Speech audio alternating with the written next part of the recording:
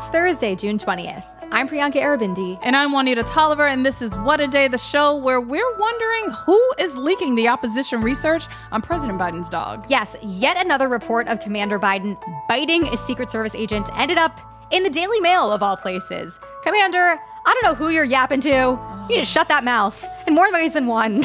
Oh my. On today's show, California is the latest state to call for a statewide ban on smartphones in schools. Plus, we are a week away from the first presidential debate, and we'll tell you all the rules that the presumptive nominees must adhere to. But first, it is hot outside, dangerously hot. Tens of millions of Americans in the Northeast and Midwest are sweating through their first major heat wave just before summer even officially begins. The National Weather Service is predicting temperatures in the high 90s, but it will feel more like 100. And huge swaths of both regions are under heat watches and warnings into Saturday. Out west, wildfire season is off to an early start as well. Since the weekend, around 20 fires in California have already burned tens of thousands of acres in the state, and more are burning in Washington and Oregon. Okay, that is not good, as we all know. Here in New York City, already getting up there, it's scorching, not quite as high, and no fires currently, which is good, but it's not great. I know a lot of people will sometimes brush off the health risks that come with extreme heat, but can you explain for us just why it's so dangerous? Plain and simple, heat is the most deadly of all of the natural disasters, according to the National Weather Service. On average, every year heat kills more Americans than floods, tornadoes, and hurricanes combined. Just look at last year, which was the hottest year on record and also the deadliest, according to the Associated Press. The AP crunched data from the Centers for Disease Control and found that excessive heat contributed to the deaths of more than 2,300 people in the United States in 2023. That was the most deaths in more than 40 years of record keeping. And in terms of heat, this year is already on track to be hotter than last year. Despite all of this information, we still don't think of heat the same way that we tend to, with these other natural disasters that you mentioned, tornadoes, hurricanes, floods. And we also don't see the same kinds of big federal government responses like we do with those other disasters. Why is that?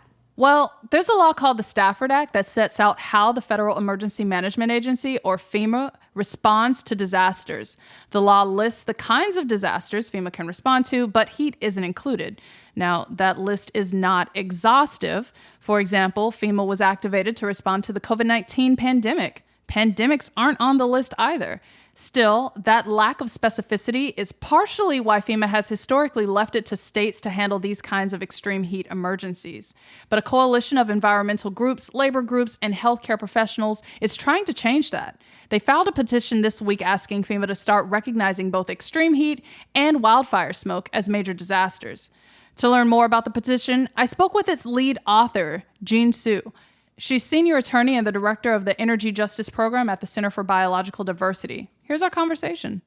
All right, so your coalition is arguing that FEMA needs to start treating heat and smoke the way it treats other natural disasters. Does FEMA have the ability to act unilaterally and start doing that? Or does Congress need to change the language in the Stafford Act, which governs how FEMA responds to emergencies? So FEMA can actually do it itself. The Stafford Act, which governs FEMA, has the definition of major disasters, which is super broad. It actually says major disasters are any natural catastrophe, including floods, hurricanes, earthquakes, but not limited to those. And we actually saw COVID-19 as a perfect example. Both Presidents Trump and Biden announced that COVID-19 was a major disaster and asked for states to also declare them major disasters. But nowhere in the definition does it actually say infectious disease or pandemic. So this is a super broad definition, and FEMA just has to acknowledge and recognize that it is and say, yes, it is. So what's the holdup? Why aren't they acknowledging this? Why hasn't FEMA historically treated extreme heat and wildfire smoke the same way it treats other disasters like hurricanes and tornadoes? So I think it's a matter of custom and practice. In the past, FEMA has been used to these one-off disasters like hurricanes and floods. And how they've been programmed for so many decades is to deal with those disasters, which basically run through and destroy homes. And they are used to just building back to status quo. Like, if your roof was thrown off by a hurricane, I'm going to come back and build it back. So that's the way that they've been programmed for decades. Extreme heat and wildfire smoke are just a whole different ballgame now in terms of disasters, because the actual damage that you see isn't to your home, it's actually to your body. And I think FEMA has found that quite something new and not something that they're used to. But our argument is actually the remedies to actually dealing with your body breaking down is not just medical services, but it's actually building infrastructure like permanent cooling centers and air filtration systems, actually redoing your home, especially homes for workers and low-income communities that are just poor housing stock and that are super holy. And so, if you turn on your air conditioning, if you even have it, your building envelope is so crappy that the cool air just flows out. And if you're in wildfire smoke season, the smoke comes in. So literally, you can just retrofit that home and get the building insulation in, get the high energy efficiency windows, get your efficient heat pumps, which are also air conditioners, put in your air filtration systems. And so these are the things that we're asking FEMA to do. And you mentioned proof of concept related to the COVID-19 pandemic. How do the recommendations your coalition is putting forward compare to some of the actions that FEMA took during the pandemic? So during COVID, the common sense pieces were doling out vaccines, doling out test kits, doling out respirators for hospitals. In the very same way, we're actually looking at doling out air filtration systems, doling out energy efficient air conditioners, which are heat pumps. It's the same types of kind of instruments and mechanics that we're asking to be deployed. There's also another piece of this, which is the long-term mitigation pieces, which we think are super important that go beyond these emergency centers. And that is actually making sure that residences and public buildings are actually hooked up to community solar and rooftop solar and storage. And the reason I say that is because extreme heat right now is actually frying up our grid infrastructure. Right. And we've seen that, for example, throughout the country and Texas and in other states too. Absolutely. And it leads to rolling blackouts. And the other kind of exacerbating factor is that everybody has their air conditioning on now. So the demand is high. Your grid is literally crumbling before you. And I'd have to say that FEMA is in this incredible position where they should be targeting those communities that are suffering from this the most. So our low-income communities, our communities of color, our work communities who don't have the upfront capital to install rooftop solar, for example, but who should be targeted first because they are the ones who are bearing the brunt of the extreme heat consequences and the wildfire smoke consequences. And how has climate change increased the risks associated with the heat? One of the interesting parts to know about heat is this measure called heat index. And so it's temperature, but it's also humidity. And they pair this together. And health professionals who have also paired up with us on this petition have said that around 80 degrees, if you are working outside, it already starts to disintegrate your ability to function in your body. So your ability to sweat and retain water is completely compromised, and you basically start wilting away. You're losing water at a rate that you cannot regenerate. 90 degrees of the heat index, where humidity and the temperature even gets worse, you are seeing even greater body dysfunction. And I think where the rubber meets the road is when you really think about those who died and those who have these long-term health risks. Ground zero are farm workers. There are construction workers. There's a very tragic story of a construction worker in Texas who passed out and died. You also have indoor workers like warehouse workers. So, workers in particular are in an incredibly vulnerable position here. And that's why AFL-CIO, SEIU, National Nurses United, and United Farm Workers all joined this petition. We have the largest labor unions with us because this extreme heat and wildfire smoke issue is really a deadly issue for workers. And these events, these heat events, can affect tens of millions of people in dozens of states simultaneously. So for agencies like FEMA to effectively respond to them, that'll take an incredible amount of resources. What do federal and state governments need to do to build their capacity to better respond to these types of extreme heat events? And to convey to FEMA how these events currently fully overwhelm their existing resources at the state level? So we've been talking to many local governments and state governments who, to be honest, this is such a unique type of disaster that even they are trying to wrap their minds around what is the best planning strategy to make this happen. So if you are talking about cooling centers, for example, where to place those is absolutely important. Where you can place it, where somebody can actually walk to it, it's walkable, and it's in the most vulnerable communities. So around farm areas, around low-income communities, how many do you need in a certain radius that people can just walk to it and be safe? And what, states and local governments have told us is that they need money for planning. They actually need to do the surveys and figure out where people are living. And then they need to figure out where to place all of these pieces, where to retrofit first. So in a lot of ways, I think that FEMA funding in kind of bang for your buck is actually getting these planning services off the ground ASAP with professionals who actually understand what types of mitigation measures and emergency measures need to be put in place. Extreme heat is like the climate emergency in that people, if it's not so sudden, if it's not so dramatic, because it's so slow as a killer, people don't really care about it. But I think that's exactly the point of why it needs to be tackled immediately. It's the largest killer and the most silent killer. And that's why FEMA and our federal government and every state and local government needs itself to get in gear to really deal with this monstrosity of a climate emergency. That was my conversation with Jean Su, senior attorney and the director of the Energy Justice Program at the Center for Biological Diversity. And folks, remember, don't mess around with heat. Stay inside if you can. Take lots of breaks if you can't. Drink lots of water. And if you're feeling unwell, do not power through it. Take care of yourself. That is the latest for now. We'll get to some headlines in just a moment. But if you like our show, please make sure to subscribe and share it with your friends. We'll be right back after some ads.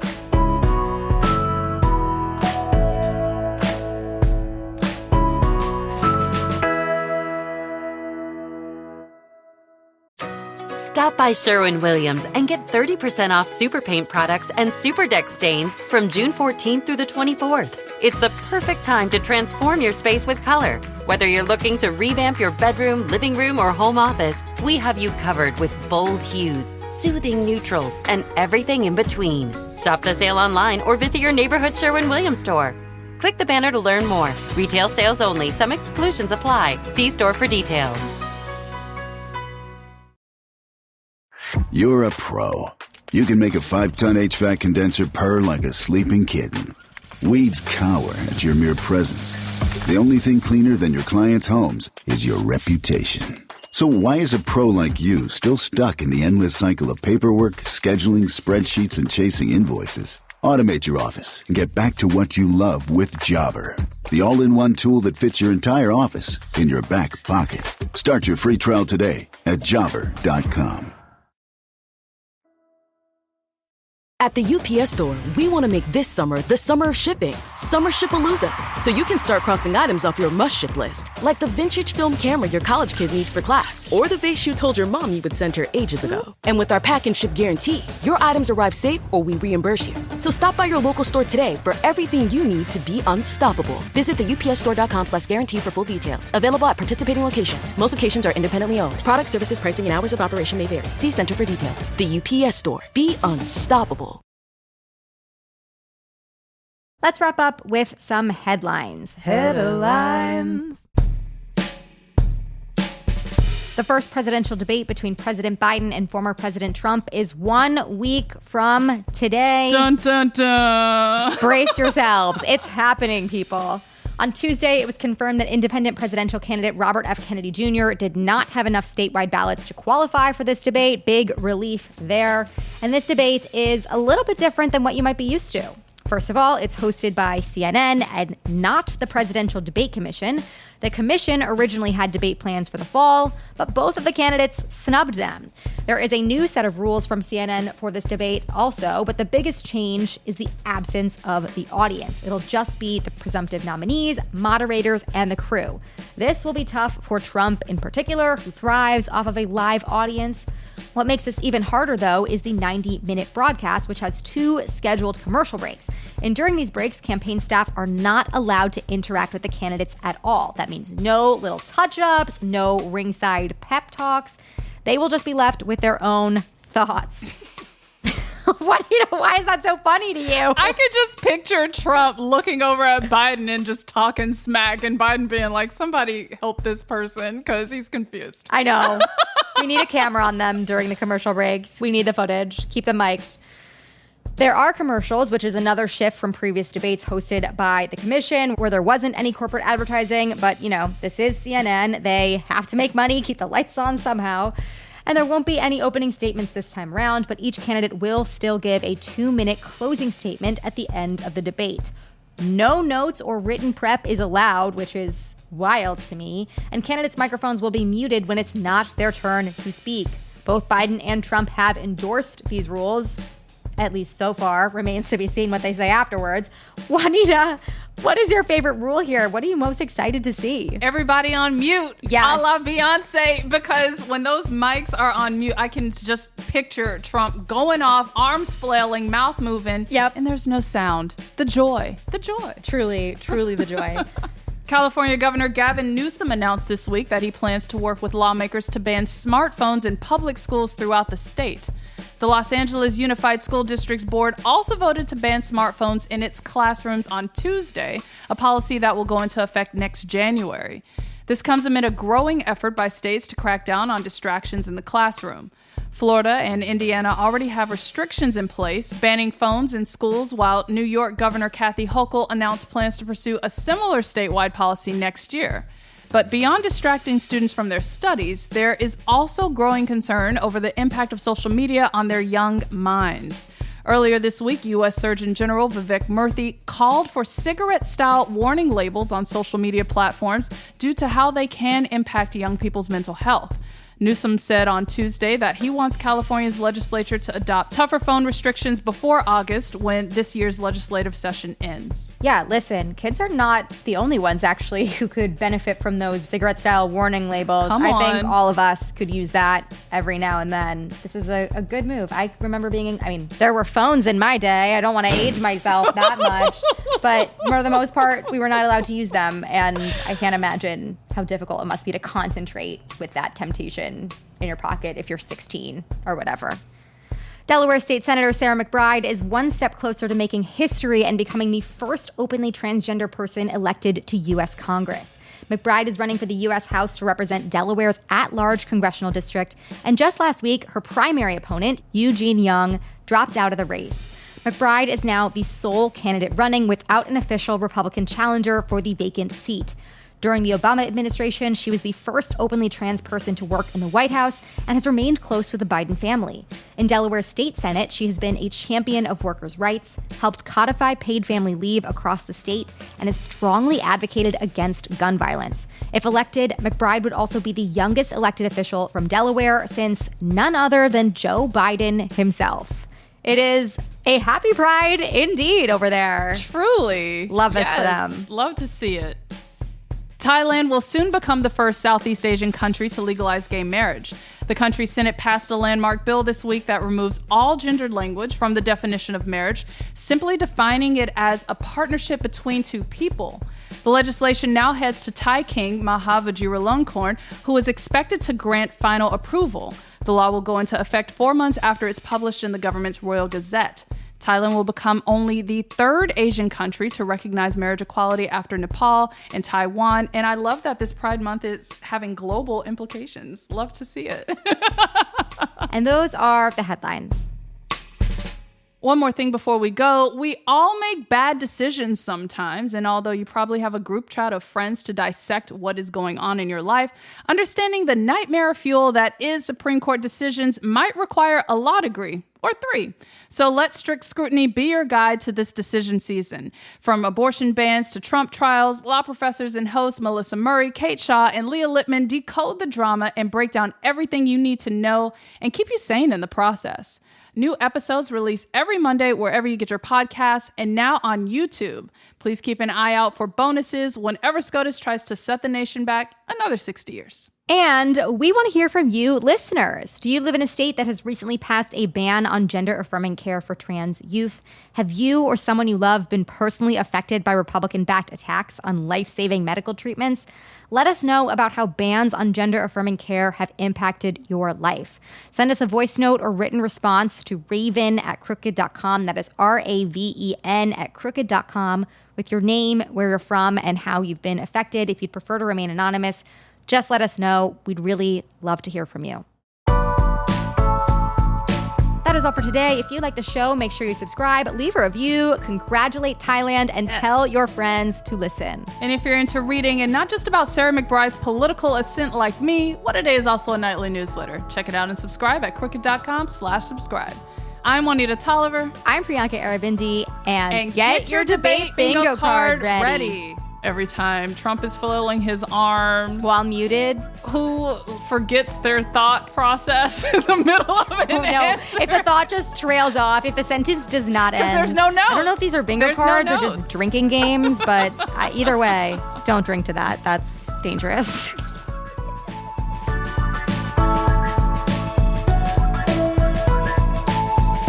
What a Day is a production of Crooked Media. It's recorded and mixed by Bill Lance. Our associate producers are Raven Yamamoto and Natalie Bettendorf. We had production help today from Michelle Alloy, Greg Walters, and Julia Clare.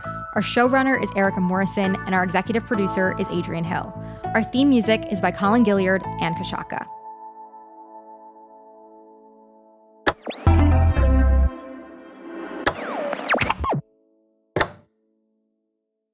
As a chef and a restaurant owner, I'm as meticulous about my cookware as I am about my ingredients. That's why I love Made in Cookware. Each pan they make isn't just designed to perform, it's crafted to last. As a mom, I love that I can trust Made In. It's made from the world's finest materials, so I can feel good about what I'm feeding my family. I'm Chef Brooke Williamson, and I use Made in Cookware. At the UPS Store, we want to make this summer the summer of shipping. Summer Shipalooza. So you can start crossing items off your must-ship list. Like the vintage film camera your college kid needs for class. Or the vase you told your mom you would send her ages ago. And with our pack and ship guarantee, your items arrive safe or we reimburse you. So stop by your local store today for everything you need to be unstoppable. Visit the upsstore.com/guarantee for full details. Available at participating locations. Most locations are independently owned. Product, services, pricing, and hours of operation may vary. See Center for details. The UPS Store. Be unstoppable.